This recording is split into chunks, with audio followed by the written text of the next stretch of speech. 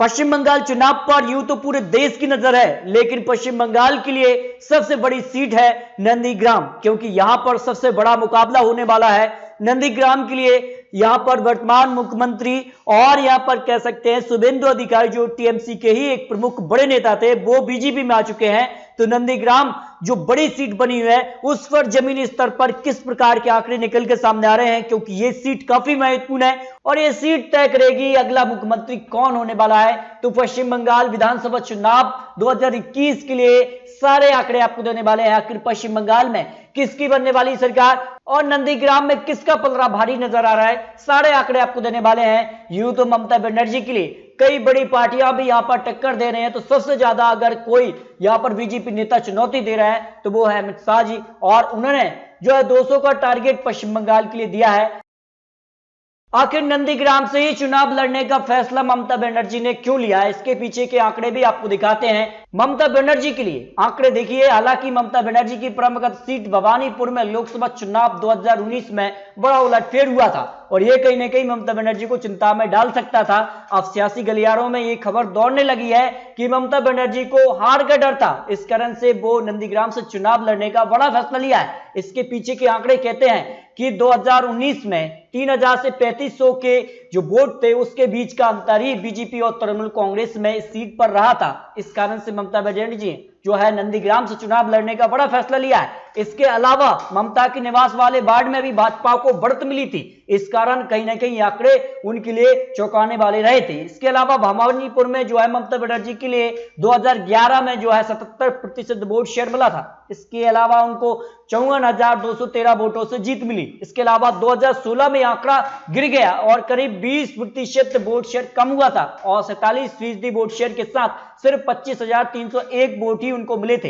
इस कारण से कहीं ना कहीं ये सीट उनके लिए खतरे की घंटी बज चुकी थी। और यहां पर बात करें तो उनके लिए एक बड़ा अब फैक्ट डाल सकते हैं कि भवानीपुर से ज्यादा कहीं ना कहीं नंदीग्राम में उनको बड़ी चुनौती यहां पर शुभेंदु अधिकारी देने वाले हैं, क्योंकि जानकर मानते हैं कि अधिकारी का परिवार का घर रहा है और शुभेंदु अधिकारी का 50 सीटों पर इस क्षेत्र में अपनी मजबूत पकड़ मानी जाती है। मालदा, बीरभूम, बांकुड़ा, पुरुलिया, पश्चिमी मिदनापुर, पूर्वी मिदनापुर और मुर्शिदाबाद वो इलाके हैं जहां पर शुभेंदु अधिकारी का 50 सीटों पर असर देखने को मिलता है। लेकिन नंदीग्राम सबसे बड़ी हॉट सीट बनी हुई है और इस सीट पर जो है यहां पर शुभेंदु अधिकारी के अच्छे आंकड़े देखने को मिलते हैं। हालांकि नंदीग्राम विधानसभा में 2 ब्लॉक आते हैं, नंदीग्राम 1 और नंदीग्राम 2। ब्लॉक संख्या 1 की में 35% मुस्लिम वोट शेयर और जबकि ब्लॉक 2 में 15% जो है अल्पसंख्यक। कुल मिलाकर ये वोट शेयर करीब 62,000 है, जबकि नंदीग्राम की कुल जनसंख्या करीब 2 लाख के करीब है। इसके भी आंकड़े आपको देने वाले हैं। इसके अलावा नंदीग्राम के लिए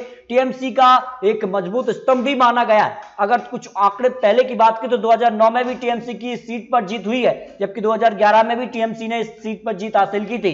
वहीं 2016 में भी इस सीट पर टीएमसी ने जीत दर्ज की थी, लेकिन तब यहां पर शुभेंदु अधिकारी ने एक बड़ी जीत हासिल की थी। हालांकि नंदीग्राम के लिए कुछ आंकड़े देते हैं।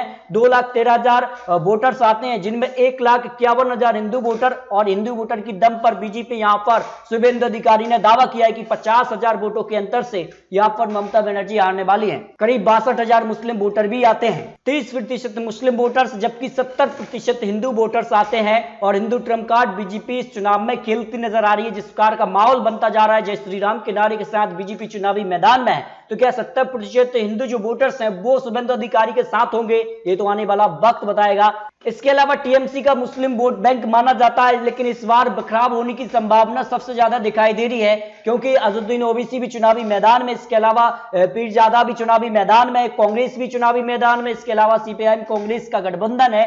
अब इसका नुकसान कितना टीएमसी को मुस्लिम वोट बैंक दे सकता है, विखराब होने की ज्यादा यहां पर संभावना दिखाई गई है। भाई यहां पर बात करें तो जो मजबूत पकड़ टीएमसी की मानी जाती है वो मुस्लिम वोट बैंक पर मानी जाती है, जहां पर 41% वोट शेयर 2011 में था और यह बढ़कर 2016 में 50% मुस्लिम वोट बैंक मिला। वहीं 2019 लोकसभा में तो यह आंकड़ा करीब 70% पहुंच गया था। लेकिन इस बार चुनावी मैदान में अजहरुद्दीन ओवैसी भी है, इस कारण से यह आंकड़ा टीएमसी का गिर सकता है और इसका फायदा यहां पर विपक्ष को होने की सबसे ज्यादा संभावना लगाई जा रही है। नंदीग्राम की अगर बात करें तो काफी बड़ा मुकाबला होगा। इसके अलावा टीएमसी को बड़ा झटका है और 23 मौजूदा विधायकों के टिकट टीएमसी ने काटे हैं और वो बीजेपी ज्वाइन कर चुके हैं। इससे कहीं ना कहीं टीएमसी और कमजोर होने की संभावना दिखाई गई है। 2016 में शुभेंदु अधिकारी ने यहां पर 67% वोट शेयर मिला था और इसी वजह यहां पर शुभेंदु अधिकारी ने फिर से दावा किया है कि इस बार इससे भी ज्यादा बड़ी जीत उनको मिलने वाली है, क्योंकि 70% हिंदू वोटर्स आते हैं, उनको लुभाने का पूरा प्रयास यहां पर शुभेंदु अधिकारी कर रहे हैं। जबकि अब्दुल करीम शेख को यहां पर सीपीआई से